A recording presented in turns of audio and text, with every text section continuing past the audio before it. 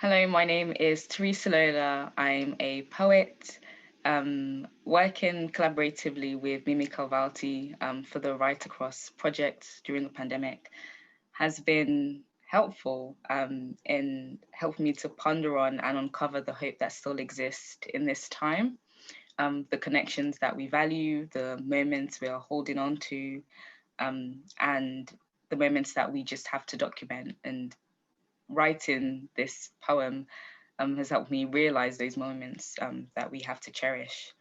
I mean, it's been inspiring, and I'll value this. And I hope to continue writing poetry about this because that's what poetry is for these moments. I'm Mimi Kalvati. I'm a poet and I also teach poetry and mentor other poets, and I live in Hackney in Stoke Newington.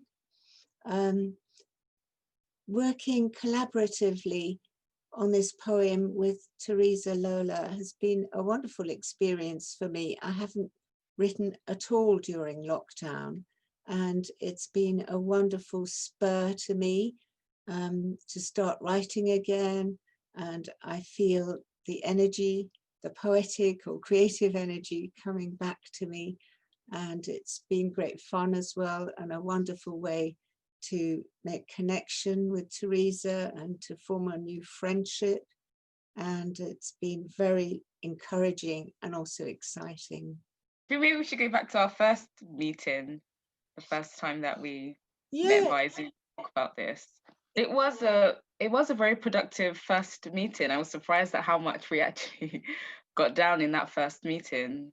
It started with the theme, what kind of themes we were interested in exploring in the first poem, and it seemed we were both on the same page. We didn't want to talk about something so specific like the pandemic, or something that happened within the pandemic. We wanted to kind of touch on the general feeling of pessimism and just trying to grapple with new beginnings and rupturings that was happening during this time. and I think the other thing that was wonderful is that we both immediately gravitated to finding some kind of form to use, because we both love using form.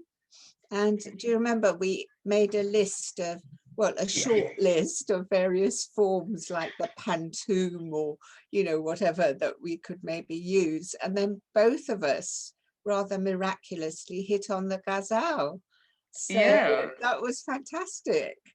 it Uh, was. And I really love that conversation because it was so interesting to hear you talk about form, because it's something I've always been interested in. So that conversation was also informative as well, as well as inspiring. so the Gazelle, as you know, obviously, is an old Eastern form, very old, 12th century or something. So it's been around for centuries.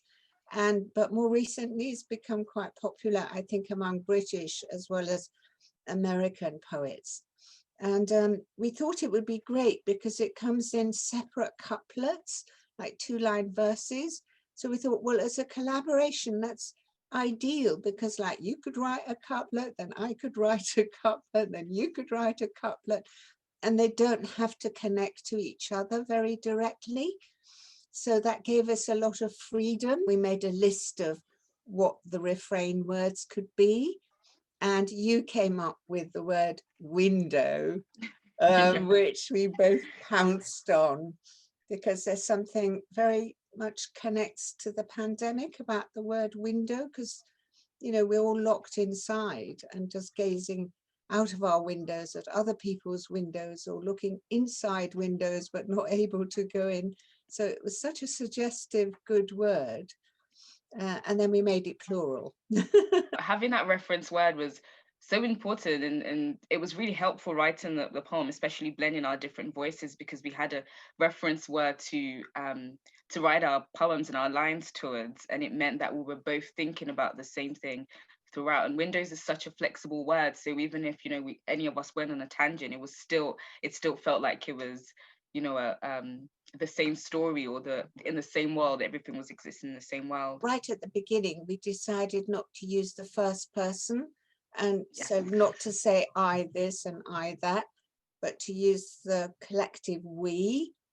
or, you know, if we wanted, if we were talking to somebody else, the you as well, obviously. And I think that helped us as well, because otherwise it could have got quite muddled. Yeah. No, it definitely could, because we're both living in this pandemic, but we've had slightly different experiences. Our families have had different experiences, so I think using that we allowed us to include everyone's experiences, and there are some lines that are quite specific, and talk about talking to family over the phone, and singing with people you love. So I think Gazelle was a very good choice to include multiple experiences while still not making it feel, like a modeled up poem. What do you think about the writing process? Because we, rather than, writing it together on Zoom, we exchanged couplets via email. What did you think about that? Well, I thought that was fantastic, actually, because I've written, as you have, ghazals before, and I find they're very slow, that it takes a lot of dream time, or just sort of, vaguely having it in mind and letting it float around in the air before one can hit on the couplet.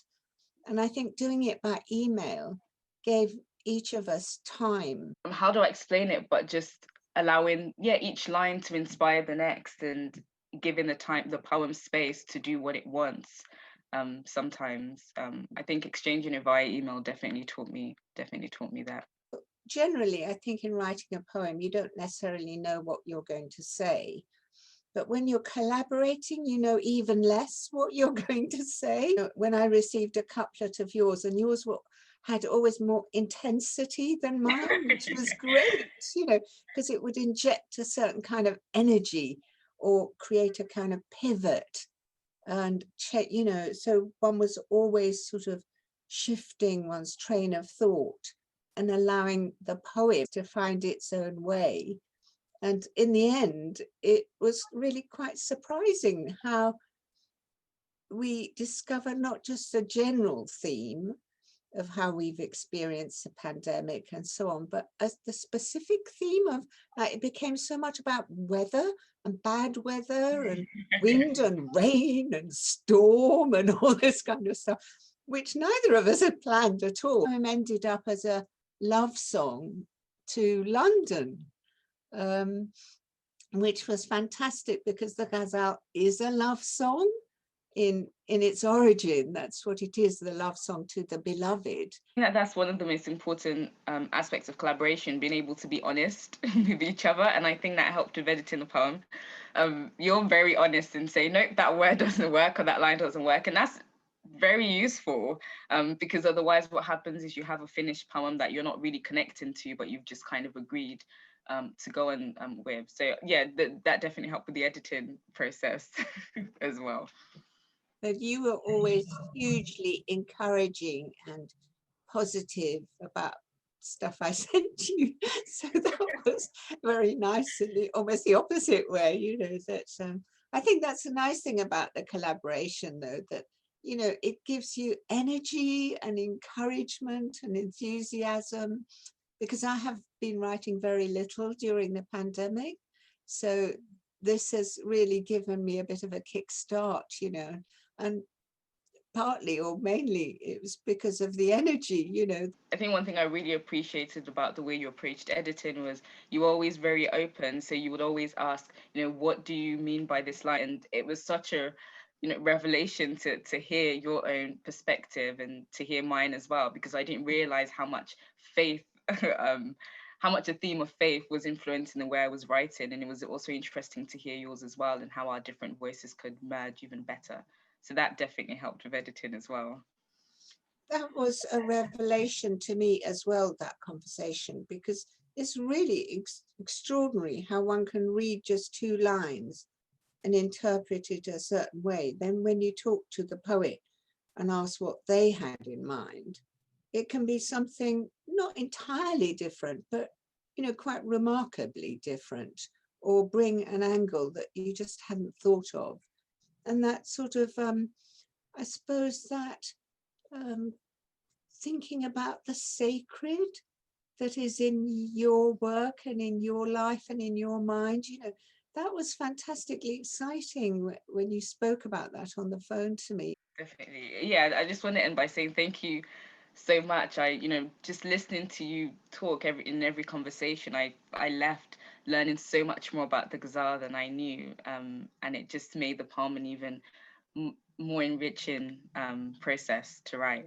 So thank you for that. That's sweet of you, Theresa, and thank you for your youth and your energy and your just wonderful, delightful sort of vibes that you bring. And you're also very, I think you're amazingly confident for someone so young. I'm Oh, very really? impressed by it. Yeah, I think Oh, it's wow. great. It's a thing I put on, so I'm happy it's working.